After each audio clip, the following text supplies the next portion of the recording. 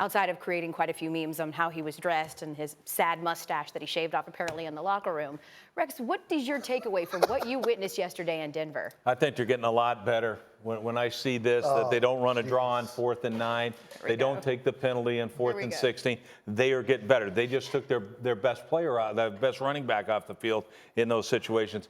Did anybody think it was interesting? They were going to throw it to the running back there. Then his eyes come off the running back first, then to Jarvis Landry. So to me, it's just outstanding, but you're getting what you deserve. You hired a guy that was on the same staff you fired 2 coaches with. This is what you deserve, Cleveland. Yes, do you have one of the best rosters in the league? You do. You got 2 of the best receivers in the league. But guess what? I love watching it because this is what happens. And to me, are we surprised by it? I mean, I am. I thought this team was going to be great. You know what I'm surprised by? I'm genuinely surprised that you make the enormous move to go out and get Odell Beckham, and then you utilize him the way you have to this point, or more to the point, the way you have not. It's as close to a fireable offense as Freddie Kitchens has had this year. And we've talked about an offense like that every single week.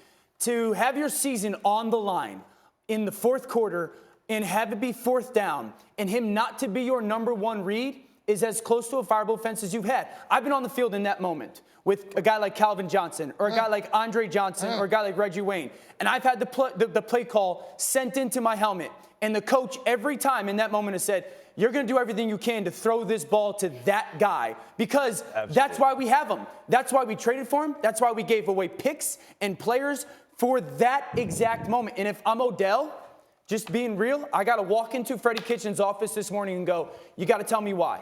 You got to tell me why that ball doesn't get thrown to me. And I don't think there's an answer that is a justifiable one. Okay, so ticking 4th and 9. bomb here, by yes, the way. for sure. Odell is a ticking time bomb. We've been saying that for weeks.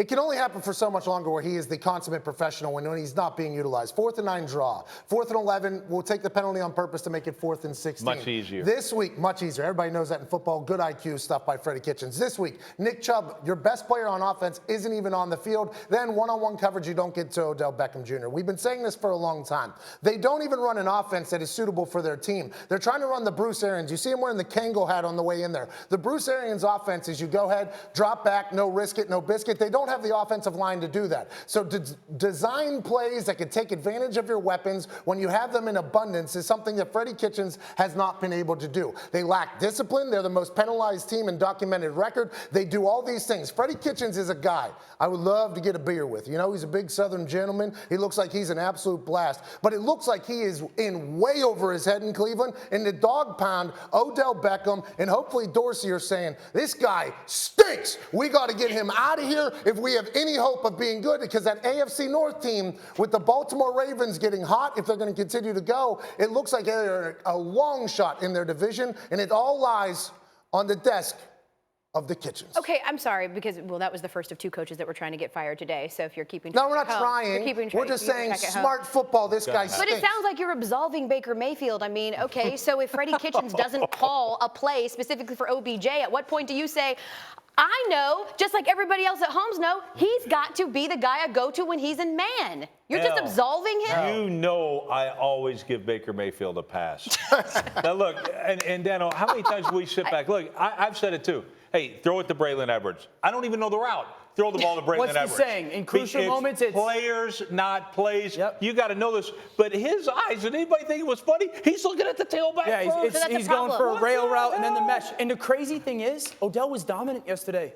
Odell was dominant every time he caught the ball. Every single game. He averaged 14 yards a catch. In that moment, if I'm Freddie Kitchens and I'm calling that play, and, hey, Baker, this ball's going to Odell until it can't, until they tell you a reason with double coverage or what. And even then, because I promise you, if that was Mike Thomas or if that was Julio Jones or if that was DeAndre Hopkins and their quarterbacks were throwing it, that ball was going there no matter what. And you will win because of them or you lose because you didn't make the play. Like a season of unimaginable promise came to an end yesterday for the Browns. That's an inexcusable loss, to be playing a team that just lost their quarterback in a press conference injury, and to go out there, a guy that literally had never played an NFL game before, and to find a way to lose that, the Browns are done. Thank you for watching ESPN on YouTube. For more sports, highlights, and analysis, be sure to download the ESPN app. And for live streaming sports and premium content, subscribe to ESPN+.